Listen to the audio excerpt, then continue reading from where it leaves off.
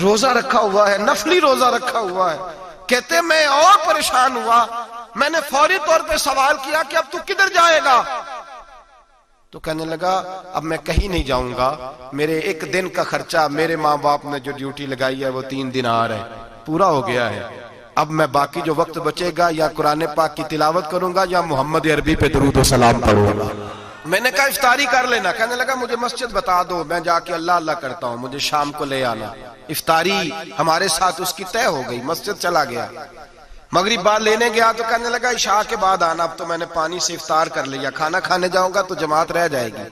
کہتے ہیں عشاء کے بعد میں لایا، اس کو کھانا کھلایا. رات گہری ہو گئی تو میں نے کہا تو سو نہیں جاتا؟ کہنے لگا کوئی عرض نہیں، کبھی دور مزدوری کرنے نکل جاؤں تو رہ بھی جاتا ہوں، گھر والوں کو پتا ہے. کہتے میں نے مسافر خانہ کھولا، یوں سمجھیے ڈرائنگ روم بیٹھک میں نے کھولی، اس کو سلا دیا. میں اور میری بیوی اپنی معذور بیٹی کو روٹی دینے گئے اور ہم نے جا کے اس کو کھانا کھلایا جو ٹانگوں سے معذور تھی، اور ساتھ کہا کہ بیٹی آج بڑا پرہیزگار جوان ہمارا مہمان ہے. آج چڑھتی جوانی اور تقوی کی روشنی اس کے چہرے سے چمکتی ہے. کیا بات ہے، بڑے ہی اچھے گھرانے کا تربیت یافتہ ہے. کہتے ہیں بچی کو کھانا کھلا کے لوٹے، اپنے کمرے میں سو گئے، بیٹی اپنے کمرے میں لیٹ گئی. ترس گئے تھے کہ بیٹی قدموں پہ چلے. تہجد کا وقت ہوا تو دروازے پہ دستک ہوئی. بڑی بے چینی کے ساتھ اٹھے میاں بیوی، کون ہے؟ بیٹی کی آواز آئی ابا جی دروازہ جلدی کھولیں. کہتے ہیں کلیجے پھٹنے لگے، ذہن بکھرنے لگے. سوچے ہیں کہ وہ 2-1 منٹ ہمارے اوپر پہاڑ بننے لگے. دروازہ کھولا تو وہ بیٹی جس کے لیے ترس گئے تھے کبھی چلے گی، وہ اپنی ٹانگوں پہ کھڑی ہے. کبھی دوڑ کے ادھر جاتی، کبھی دوڑ کے ادھر آتی. بیٹیاں پریشانی کا فون کر دیں تو پھر بھی آنسو نکل آتے ہیں، اور بیٹی گھر میں خوشی آ جائے تو پھر بھی ماں باپ رو کے ہی شکر ادا کرتے ہیں. ان کے لیے روتے ہی رہتے ہیں. کہتے ہیں میں تڑپ گیا. بیوی بھی رونے لگی، بیٹے یہ کیا ہوا؟ ہم تو مایوس ہونے لگے تھے معاذ اللہ کہ اب تو ٹھیک نہیں ہوگی، کیا ہوا؟ کہنے لگے ابا جی اماں جی آپ نے بتایا نا نیک جوان آیا ہے، نیک آیا ہے، تو میں آپ چلے گئے تو میرے دل میں خیال آیا اے اللہ اگر وہ واقعی نیک ہے تو اس کے صدقے مجھے شفائی عطا فرما دے.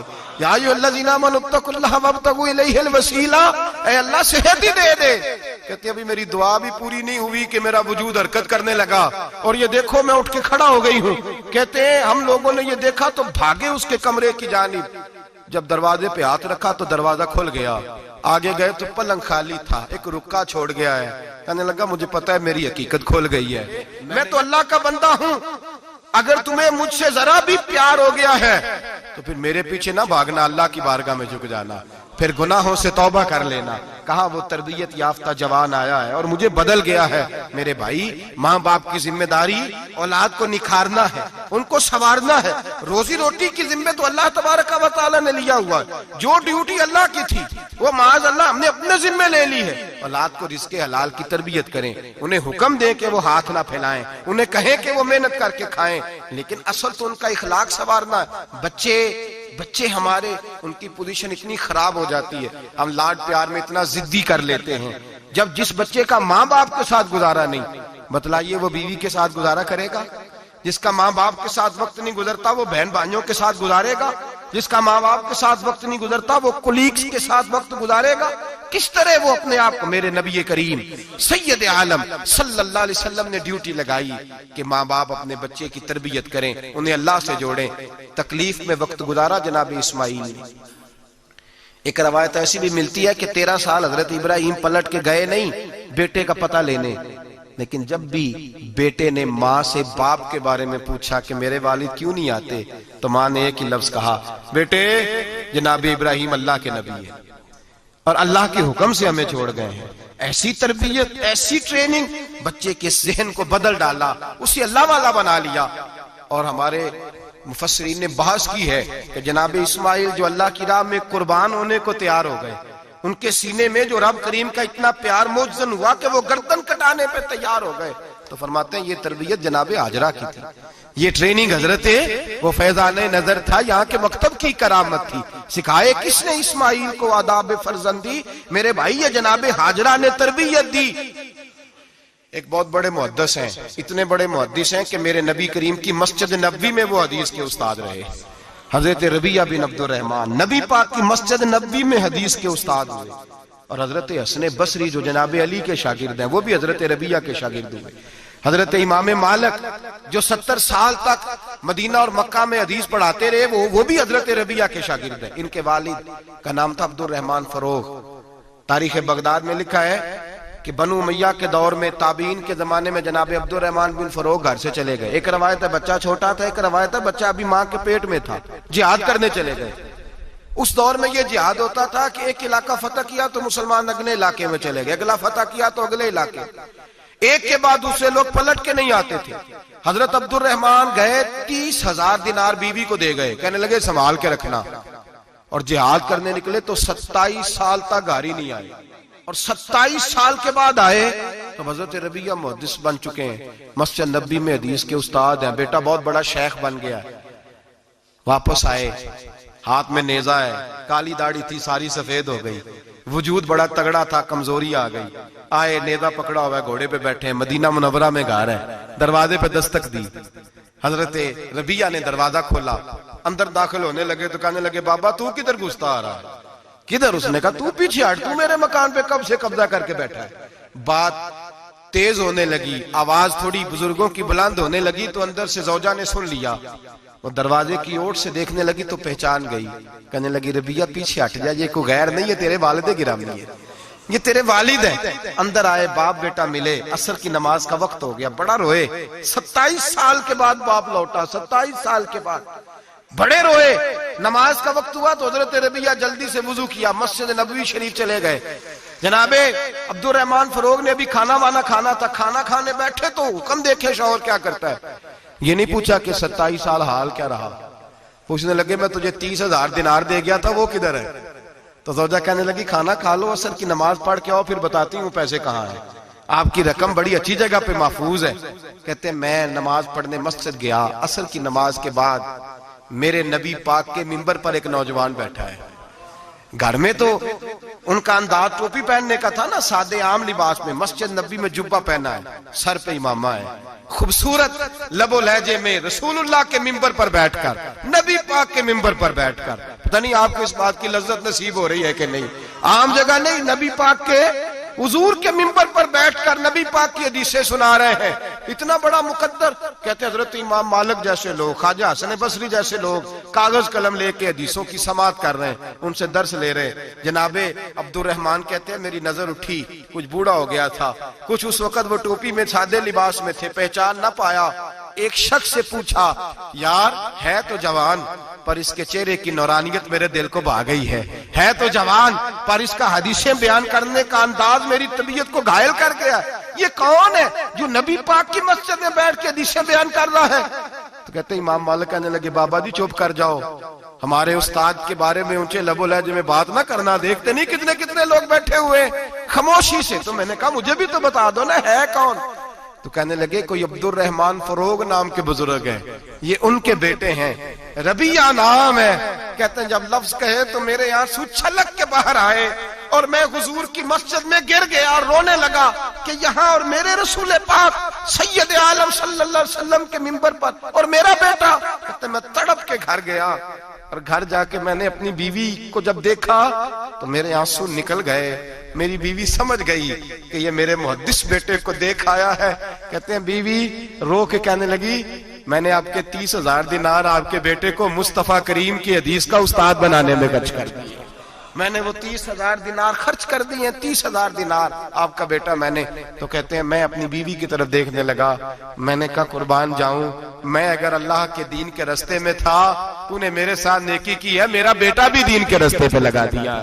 میرے بھائی اللہ سے جوڑا, اللہ سے جوڑا. ان لوگوں نے اپنی اولادوں کو رب کریم والا بنایا, ان لوگوں نے اپنی اولادوں کو. اور پھر جب ارشاد فرمایا کہ چھوٹی چھوٹی برائی, ایک لقمہ حرام سے بھی وہ لوگ بچے. اور پھر جو آیت نمبر 18 نے کہا کہ وَلَا تُصَغِّرْ خَدَّكَ لِلنَّاسِ, بیٹے منہ پھیر پھیر کے نہ جا, پھیر پھیر کے نہ جا. اگر آپ ناراض نہ ہوں تو ہم تربیت دیتے ہیں, کہتے ہیں اس بچے کے ساتھ نہ پھرا کر, یہ غریب ہے, اس کے ساتھ نہ پھرا کر. وَلَا تَمْشِ فِي الْأَرْضِ مَرَحًا, حضرت لقمان بیٹے سے کہتے ہیں منہ پھیر پھیر کے لوگوں سے بات نہ کر اور اکڑ اکڑ کے نہ چل. ان اللہ لا يحب كل مختال فخور, اللہ کو وہ پسند ہی نہیں جو اکڑ اکڑ کے چلے اور اترائے. ابھی بھی رواج ہے کہتے ہیں دوستی لگانا تو اپنے برابر کے دوستوں سے، ایسے نہ وہ ہمارا سٹیٹس ہی نہیں، ابھی بھی وہ فرق، جو تو سید بھی ہو، مرزا بھی ہو، افغان بھی ہو، تم سبھی کچھ ہو، بتاؤ کہ مسلمان بھی ہو۔ عاجزی کا درس دیا اپنی اولاد کو، عاجزی کا، ان کو ادب سکھایا، ان کو انکساری سکھائی، لوگوں کے اندر مل بیٹھنے کا درس دیا۔ جو آدمی انکساری والا ہوتا ہے، عاجزی والا ہوتا ہے، یوں سمجھو اسے شہد لگا ہوا ہے، دنیا خود اس کے پیچھے بھاگ بھاگ کے آتی ہے۔ جو سب کے ساتھ اس نے سلوک کرنے کا عادی ہوتا ہے، لوگ اس کے گرویدہ ہو جاتے ہیں۔ لیکن جس آدمی کو آپ اکڑنا سکھا دیں، جس بچے کو آپ کہیں بس تو ہے اور کوئی بھی نہیں، اس کی اپنی زندگی بھی اس کے لیے پریشانی والی ہو جاتی ہے۔ میرے نبی رحمت سید عالم صلی اللہ تعالی علیہ وآلہ وسلم نے ارشاد فرمایا، کسی باپ نے اپنے بیٹے کو جو سب سے اچھا تحفہ دیا ہے وہ یہ ہے کہ اس نے اپنے بچے کو اچھا ادب سکھا دیا ہے، اپنے بچے کو اچھا۔ حضرت لقمان کہتے ہیں بیٹے منہ پھیر پھیر کے باتیں نہ کرنا، زمین پہ اکڑ اکڑ کے نہ چلنا، اللہ کو اکڑنے والے لوگ پسند۔ ہارون رشید نے امام نسائی کی ڈیوٹی لگائی کہ میرے بیٹے کو حدیث پڑھائے گارا آتے، تو امام نسائی کہنے لگے یہ نبی پاک کا دین ہے، یہ میں اس کو رسوا نہیں کر سکتا، جس نے پڑھنا ہے میرے پاس آ کے پڑھے، اور جہاں سب بچے بیٹھتے ہیں وہیں پڑھے۔ ہارون رشید کہنے لگا حضور آپ کیا سمجھتے ہیں، میں نے بھی تو آپ کو آزمانے کے لیے یہ جملہ کہا تھا، یہ وہیں آ کے پڑھے گا جہاں سارے غریبوں کے بچے پڑھتے ہیں۔ اب تو روز استاد کٹہرے میں کھڑا ہوتا ہے، اسکول کے استاد کا تو مجھے نہیں پتا، پہلے مدرسے کا استاد تو روز بیچارہ ہاتھ باندھ کے چودھری صاحب نے کہا میرے منڈے نو مارے تو 8,000 کا مولوی ہے، اور میرا بیٹا تو 8,000 کے روز گول گپے کھا جاتا ہے، میرے بیٹے کو تو نے مارا ہے، تجھے اپنی حیثیت کا پتہ ہے؟ روز استاد کٹہرے میں کھڑا ہوتا ہے۔ بچے فری میں، مفت میں، حافظ جی مفت میں حفظ کراتے ہیں، خدا جانے محترم کتنی مشکل سے ادارہ چلاتا ہے، اور بچے کے ماں باپ آ کہتے ہیں بلاؤ مولوی صاحب کو، اس کی طاقت کیسے ہوئی میرے بچے کو مارا ہے؟ وہ مولوی وہ جو کل دانے لینے آیا تھا وہ آج میرے بچے کو مارے گا؟ یہ رویہ ہے ہمارا۔ ہارون رشید بادشاہ نے اپنے بیٹے کو امام نسائی کے پاس پڑھنے بٹھایا۔ ایک دن حضرت کہاں لوگ کہتے بس بس بیٹا ٹھیک ہے، سیدھا سیدھا تو دین سیکھ کے آیا، ایسے کسی درویش کا مرید ہونا اور کسی عالم کی نوکری کرنا، اب تو بالکل ٹھیک ہے، پیر اساں بھی رکھے نے، یہ کہ تیرا طریقہ ہے، تو تو پیچھے لگ گیا ہے، یہ کس طرح کا تیرا رویہ ہے؟ ہارون رشید بادشاہ، ہارون رشید وقت کا مطلق العنان بادشاہ، امام نسائی ان کے بیٹے کے استاد ہیں، امام نسائی رحمت اللہ علیہ کے پاس بیٹا پڑھتا ہے، ہارون رشید گزر رہا تھا تو بیٹا وضو کرا رہا ہے، شہزادہ وضو کرا رہا ہے استاد جی کو، اور پیر دھلا رہا ہے۔ ہارون رشید گھوڑے سے گزرا تو اس نے دیکھا خانقاہ کے باہر، مدرسے کے باہر استاد جی وضو کر رہے ہیں اور بیٹا وضو کرا رہا ہے، سراہی پکڑی ہے، لوٹا پکڑا ہے، استاد جی پیر دھو رہے ہیں۔ ہارون رشید غصے سے اترا، ساتھ بہت سارے سپاہی تھے، انہوں نے کہا کہ یہ مولوی کو مارے گا، مولوی کو مارے گا کہ تو کس طرح میرے بیٹے سے یہ کام کاج کرا رہا ہے؟ کہتے نیچے اترے اور ہارون رشید نے جا کے نا زور سے ایک تھپڑ اپنے بیٹے کے چہرے پہ مارا۔ بیٹا کہنے لگا ابا جی میری غلطی کیا ہے؟ فرمانے لگے تجھے پتہ ہی نہیں تو کس شخص کے پاس پڑھتا ہے؟ تو پانی ڈال رہا ہے، تیرے استاد کو اپنے ہاتھوں سے اپنے پیر دھونے پڑ رہے ہیں، بیوقوف، ایک ہاتھ سے پانی ڈال اور دوسرے ہاتھ سے استاد کے پیر دھو، تجھے پتہ ہی نہیں کہ یہ شخص جب نبی پاک کی حدیثیں بیان کرتا ہے تو کئیوں کو مصطفیٰ کا دیدار نصیب ہو جاتا ہے۔